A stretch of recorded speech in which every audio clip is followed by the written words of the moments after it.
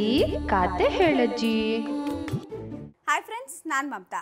ಋಣ ಅನ್ನೋದು ಯಾರಿಂದಲೂ ಊಹಿಸಲಾಗದ್ದು ಅಂತ ಅಜ್ಜಿ ಹೇಳ್ತಾ ಇರ್ತಾಳೆ. ಅದಕ್ಕೆ ಸರಿ ಹೊಂದುವ ಒಂದು ಬ್ಯೂಟಿಫುಲ್ ಕಥೆಯನ್ನ ಹೇಳ್ತಾಳಂತೆ. ಒಬ್ಳು ಪರಮಪೆದ್ದಿಯ ಮದುವೆ ಆಗ್ತಿದೆಯಂತೆ. ಕತೆ ಕೇಳಿಸ್ಕೊಂಡು ಮದುವೆನೂ ನೋಡ್ಕೊಂಡು ಬರೋಣ, ಓಕೆನಾ?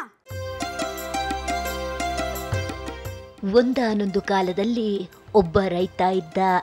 ಅವನಿಗೆ ಹೆಂಡತಿ ಮತ್ತು ಓರ್ವ ಮಗಳಿದ್ದಳು. ಆತನಿಗೆ ಸ್ವಲ್ಪವೇ ಸ್ವಲ್ಪ ಜಮೀನಿತ್ತು. ಆ ಜಮೀನಿನಲ್ಲೇ ದುಡಿದು ಅವರೆಲ್ಲ ಜೀವನವನ್ನ ಮಾಡಬೇಕಾಗಿತ್ತು. ಕಷ್ಟಪಟ್ಟು ದುಡಿದ್ರೂ ತುಂಬ ಸಂತೃಪ್ತಿಯ ಜೀವನವನ್ನ ನಡೆಸ್ತಾ ಇದ್ರು. ಅದೇ ಊರಲ್ಲಿ ಒಬ್ಬ ದೊಡ್ಡ ಜಮೀನುದಾರನಿದ್ದ. ಆತನಿಗೆ ಮಕ್ಕಳೇ ಇರಲಿಲ್ಲ. ತುಂಬ ವಯಸ್ಸು ಕೂಡ ಆಗಿತ್ತು. ಹೀಗಾಗಿ ಆತನಿಗೆ ಜಮೀನನ್ನು ನೋಡಿಕೊಳ್ಳೋದು ಕಷ್ಟ ಅಂತ ಅನ್ನಿಸ್ತು. ಹೀಗಾಗಿ ತನ್ನ ಜಮೀನನ್ನು ಆತ ಗೇಣಿಗೆ ಕೊಡಬೇಕು ಅಂತ ನಿರ್ಧಾರ ಮಾಡ್ದ. ಹಾಗೆ ಊರಲ್ಲೆಲ್ಲ ಜಮೀನುದಾರ ತನ್ನ ಜಮೀನನ್ನು ಗೇಣಿಗೆ ಕೊಡೋ ಸುದ್ದಿ ಗೊತ್ತಾಯಿತು. ಆ ರೈತ ಜಮೀನುದಾರನ ಬಳಿ ಮಾತನಾಡೋಕೆ ಬಂದ. ವರ್ಷಕ್ಕೆ 15 ಚೀಲ ಭತ್ತ ಕೊಡಬೇಕು ಅಂತ ಮಾತುಕತೆ ಆಯಿತು. ಅಂದಿನಿಂದ ಆ ರೈತನೇ ಆ ಜಮೀನನ್ನು ನೋಡಿಕೊಳ್ಳೋದಕ್ಕೆ ಶುರು ಮಾಡಿದ. ಆ ವರ್ಷ ತುಂಬ ಚೆನ್ನಾಗಿ ಬೆಳೆ ಬಂತು. ಮಾತಿನಂತೆ ಆ ಜಮೀನುದಾರನಿಗೆ 15 ಚೀಲ ಭತ್ತವನ್ನು ಎತ್ತಿನ ಗಾಡಿಯಲ್ಲಿ ಹಾಕೊಂಡು ಕೊಡೋಕೆ ಹೋದ. ಆದರೆ ಮಾರ್ಗ ಮಧ್ಯದಲ್ಲಿ ಅವನಿಗೆ ಒಂದು ಕೆಟ್ಟ ಆಲೋಚನೆ ಬಂತು. ಹೇಗೋ ಆ ಜಮೀನುದಾರನಿಗೆ ಹಿಂದೆ ಮುಂದೆ ಯಾರೂ ಇಲ್ಲ.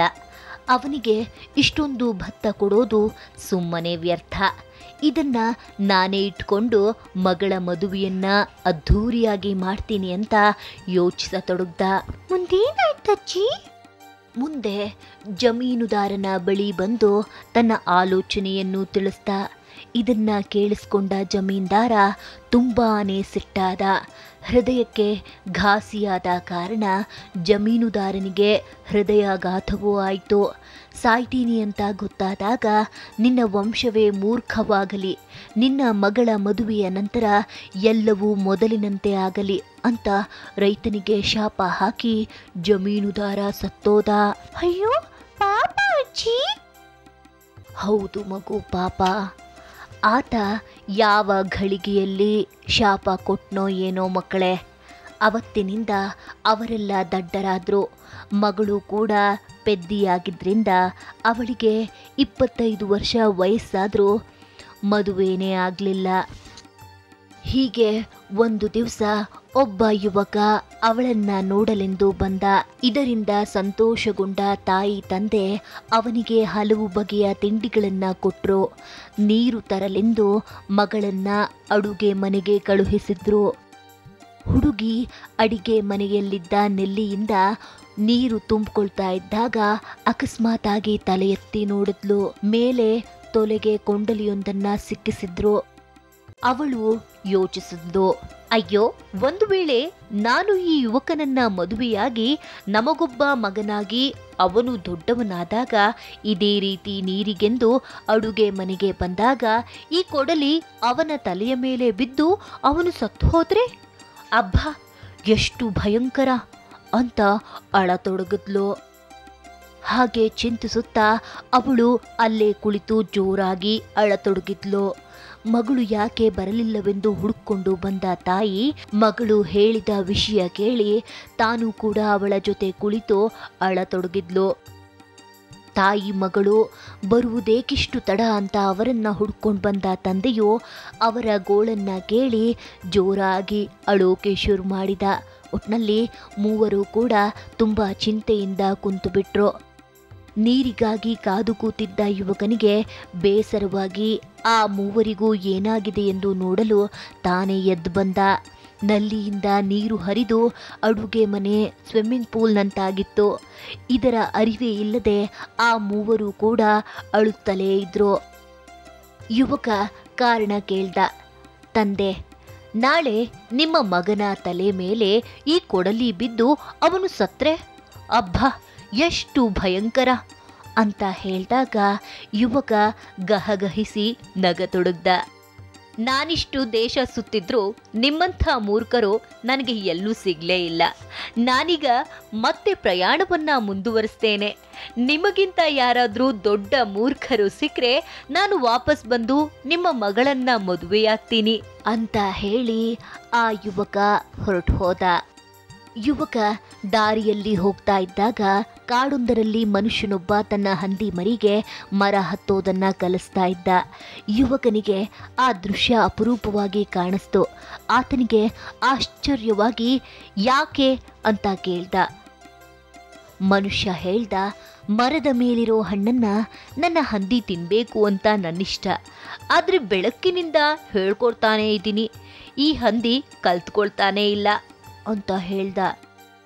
ಆ ಮಾತಿಂದ ಯುವಕ ನಗುತ್ತಾ, ಅದಕ್ಯಾಕಷ್ಟು ಕಷ್ಟ ಕೊಡ್ತೀಯ? ನೀನೇ ಮರ ಹತ್ತಿ ಹಣ್ಣುಗಳನ್ನ ಉದುರಿಸ್ಬಾರ್ದಾ ಅಂತ ಕೇಳ್ದ.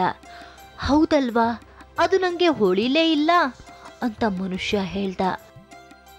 ಒಬ್ಬ ಮೂರ್ಖ ಸಿಕ್ಕಿದ ಅಂದುಕೊಳ್ಳುತ್ತಾ ಆ ರಾತ್ರಿ ಭೋಜನ ಶಾಲೆಯೊಂದರಲ್ಲಿ ಆ ಯುವಕ ಉಳಿದುಕೊಂಡ.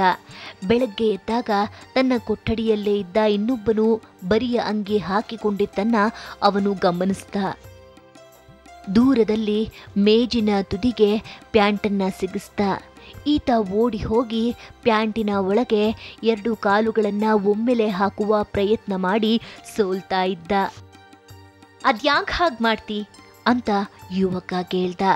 ಆಗ ಆಸಾಮಿ ಹೇಳ್ದ, ಬೇರೆಯವರೆಲ್ಲ ಪ್ಯಾಂಟನ್ನ ಹೇಗೆ ಹಾಕೊಳ್ತಾರೋ ಗೊತ್ತಿಲ್ಲ.